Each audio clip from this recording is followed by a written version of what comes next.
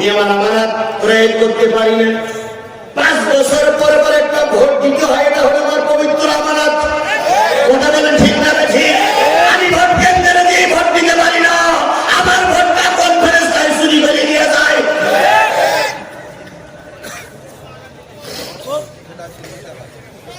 এতক্ষণ শোনা যাচ্ছে না ভালো, এবার একটু টক টক মনে হচ্ছে, তাই না? সত্য কথা বললেই তো টক লাগবেই। যারা ভালো পারবে পরিমাণ নয়, সেই হিসাবে বলতে পারি যারা ক্ষমতায় আছে একটা বিমান নেই, সবগুলো বেইমানের বাচ্চা। কারণ তোমরা সবগুলো ভোটছো। আপনারা এখানে যত লোক আছেন, আমি কোরআন শরীফ থেকে সবাদ করতে পারি, গত সরকার নির্বাচনে আমি ভোট দিতে পারিনি। আপনারা একটা লোক বলেন তো হুজুর আমি ভোট দিয়েছিলাম, আরে আপনি কি করে ভালো ভাই গেলেন? চোরের বাচ্চা চোর, ডাকাতির বাচ্চা ডাকাত। আবার এখন বলেন কোরআনের মাহফিল করতে দেবে না, ঠাঙের দিনে সবাই ভালো হয় ভোট পাইবো। এদেশ তোমার বাবার একার নয়, এদেশ তোমাদের একার নয়, এদেশেও কথা বলার অধিকার আমাদেরও আছে। আমরা এদেশের নাগরিক, তোমরা একটা খালদা বাজাবা আর আমরা কিছুই বলতে পারবো না। ও শনিবার অনেক আগে পাল্টে গেছে।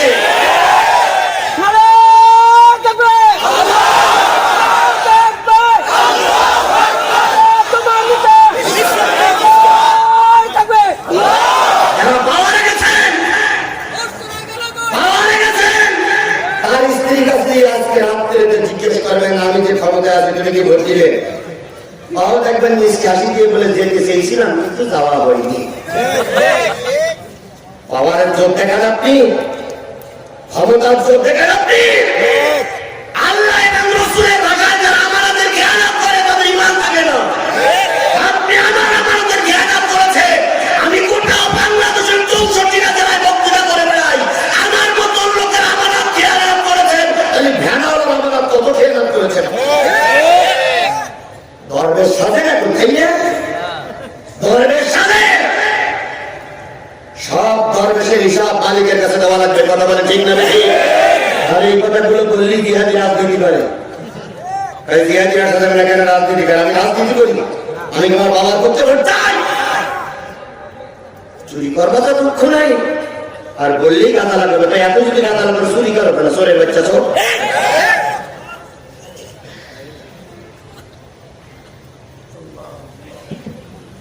সেই লালমনিরহাটে সেই কি বলে বাঙালি গান গায়, কি গান না না ওয়াইস করনি ফকির, ওর এই গানের কথা আমার প্রায় মনে পড়ে। আপনারা শুনেছেন না আগে? কুত্তার বাচ্চা ফুটফুটে সুন্দর, কুত্তার বাচ্চা ফুটফুটে সুন্দর, যদি তার করো গো আদর মন খুলে, আসবে ছুটে তোমার কাছে পদ ভুলে। আমি চিন্তা করি যে কথাগুলো আমি বলতে পারিনি সেই কথা ওয়াজ করলে ভগির বলেছে। তারপর কি বলতেছে যে সে কেউ ডাল চোখ, কেউ নুন চোখ, কেউ মাটি চোখ, কেউ টিন চোখ, কেউ মানুষ চোখ, কেউ ভোট চোখ। চোরেদের সমাবেশে ঘেউ ঘেউ করে, তার বাচ্চা ফুটফুটে সুন্দর।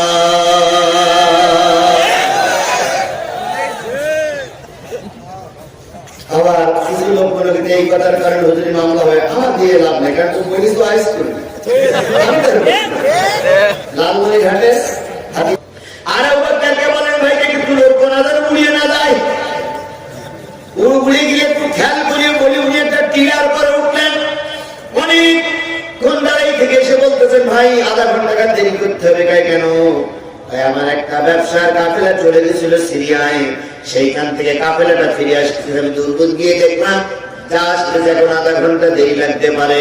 ওই কাফেলায় 70টা উট আছে, আর 70টা উঠিয়ে পিটিয়ে যতটা তাকাতে পারে, ওজন সহন করতে পারে, বহন করতে পারে, এমন পরিমাণ মাল খেজুরার জব গম নিয়ে আসতেছে।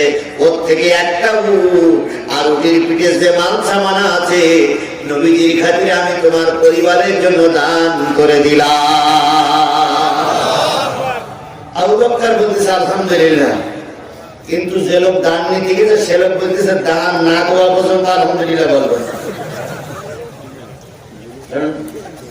কালকে গুড় পিঠটার পাশে থেকে গুড় বিক্রি আজকে তুলোর কোনা রাস্তায় ঘুরতেছে, আর এই লোক বলতেছি একটা গুড়া সেই পিঠিতে মাল আছে তাই গান করবে।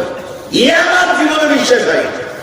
কিছুক্ষণ পরে সত্যটা উনির বিটার একটা কাপড় আসলো, বাইতুল মালে জমা করে গোসপান বললেন আমি একটা দান করেছি, একটা লোকটারে দান করে দাও বলেই তিনি তুলোর কোনা ঘুরতে গেলেন। এবার যিনি মুখে ব্যবসা করে আসছিলেন তিনি বলেন ভাই আপনার যেটা খুশি সেটা নিয়ে যান। লোকটি চিন্তা করলো বাড়ি ছেলে মেয়ে রেখে এসেছি, দীর্ঘক্ষণ কেন অপেক্ষা করতেছি, বাচ্চারা বেঁচে আছে কিনা জানি না, যত তাড়াতাড়ি বাড়ি যাওয়া যায় তত সন্তানের মুখে আমি হাসি দেখতে পাবো। সন্তানের মায়া প্রত্যেকটা মানুষের আছে, কথা বলেন ঠিক না বেশি? লোকটি আর নেবে কোনটা নেবে, সামনের একটা উঠির লাগাম ধরে টানতেছে, টানতেছে টানতেছে চলেই যাচ্ছে। উঠির একটা ধর্ম হলো আগেরটা সেদিক যায়, পিছনের গুলো সেদিক যায়, এটা উঠির ধর্ম। আগেরটা সেদিক যাবে, পিছনেরটা সেদিক। উঠি কাপেলা যখন আসে তখন একটা শুনে আরেকটা আগের ভিতরে দড়ি দিয়ে বাধা থাকে, একটা শুনে আরেকটা চলে আসে। সামনেরটা নিয়ে গেছে, পিছনের গুলো সত্যটা হয়ে যায়নি ধোয়া শুরু করেছে। তো যিনি খাদেন, যিনি ব্যবসা করে আসলেন তিনি বললেন হুজুর একটা দান করেছেন 69টা ওই দিকে চলে যাচ্ছে। ওসমান গনি হাসি দিয়ে বললেন আল্লাহ যেটা করে কল্যাণের জন্য ছেড়ে দাও, 69টাই নিয়ে যাবে। এর নাম হলো দাতা। আচ্ছা আপনি আমি কি করতাম, ওর ধরে সজ্জনা করতাম, কি কাজ মন্ত্র করেছি এক কাজ কারণে চুপুড়ে যাচ্ছে, অনেক কথা বলতে দেওয়ার দরকার নেই। আমি 3টে পয়েন্টে কথা বলবো। প্রথম পয়েন্ট হচ্ছে দানের ব্যাপারে আল্লাহ বলে যারা সুখে থাকতে দান করে, দুঃখে থাকতে দান করে, তারা যাবে জান্নাতে। আমার ভাইয়েরা লক্ষ্মী বাড়ির কাছে চলে গেলেন, অনেক দূর থেকে স্ত্রীকে ডেকে বলতেছেন স্ত্রী বাইরে এসো, মেয়েগুলো বেঁচে আছে না মারা গেছে। স্ত্রী খুব চিহ্ন শূন্য অবস্থায় ঘরের এক কন্যার থেকে ওকে মেরে বললেন স্বামী বড্ড দেরি করেছো, 2টার আমন্ত্রণ একেবারে নাই, 3টা এখন মা বলে ডাকতেছে, হয়তো এরাও বিদায় হয়ে যাবে। হযরত ওসমান গনির দান কথা তিনি বললেন যে তাড়াতাড়ি বেরিয়ে এসো, রুটি আর জব খেজুর ওদের খাওয়া ওরা যেন সুস্থ হয়ে যায়। এবার রুটি জব খেজুর উটির পিঠের থেকে নামানোর সময় পিছন দিকে তাকাই দেখে বিশাল একটা লাইন আসতেছে। এগুলো কার? এগুলো কার? এগুলো এখানে আসলো কোথা থেকে? এখন উনি যখন নামালেন তখন এই 69টা এসে ওখানে দাঁড়ায় গেছে। ইনি কিছুটা খেজুর আর কিছুটা জবের রুটি ওনার স্ত্রীর কাছে দিয়ে বলতেছে তুমি খাও, আমাকে একটু দাও। আমি ওসমানের বাড়ি নিয়ে জিজ্ঞেস করিয়াছি 69টা কাজ। ওসমান গনির কাছে দিয়ে দেখে এখনো তুলোর কোনা ঘুরতেছে। তিনি যেই বলেন আল্লাহ রাসূলের সাহাবী, দান চাইলাম সামান্য, দিলে অনেক। একটা উট পরিমাণ দিলে, উট হলো মরুভূমির জাহাজ, এক জাহাজ দিলে তারপরে পিছনে ছিল 69টা, সেগুলো আমার বাড়ি দাঁড়ায় গেছে, এগুলো কার? হযরত ওসমান গনি মিসকে হাসি দিয়ে বলতেছে আল্লাহর বান্দা তুমি খুব চালাক, তোমাকে দিয়েছিলাম একটা, তুমি আগের উটটা নিয়ে গেছো। এই আগের উটটা নিয়ে যাওয়ার কারণে তোমার পিছনে 69টা চলে গেছে, আমি আর বাধা দেই নাই। এই 69 আগেরটা সহ সবগুলো আমি আল্লাহর রাস্তায় তোমার পরিবারের জন্য দান করে দিলাম। এর নাম কি? ধনী। এর নাম কত বড় অন্তর ধনী। যখন উনি বলতেছে আল্লাহ রাসূলের সাহাবী এত দাতা, এত উদার মন আপনার, ওই পিঠটার পাশাপাশি গুলি ফেললেন, তুলোর কোনা ঘরে দিন এত দাতা আপনি। এই আমার কৌতূহল হয়। হযরত ওসমান বললেন ভাই গতকালকে যে পিপটা রাখতে দেখেছিল পুড়ে, ওটা একটা গরিব মানুষের আমানত, আমাকে বিশ্বাস করে আমার কাছে রেখে গেছে আর বলেছে ভাই আমার আমানতটা যেন খেয়ানত না হয়। আমি সকালবেলা দেখলাম গুড়ে একটু মরিচিকা পড়েছে, গুড়ে একটু কালার খারাপ হয়ে যাচ্ছে। আমি চিন্তা করলাম গুড়টা যদি রোদি না দেয় গুড়টা নষ্ট হবে, রোদিও সানাম।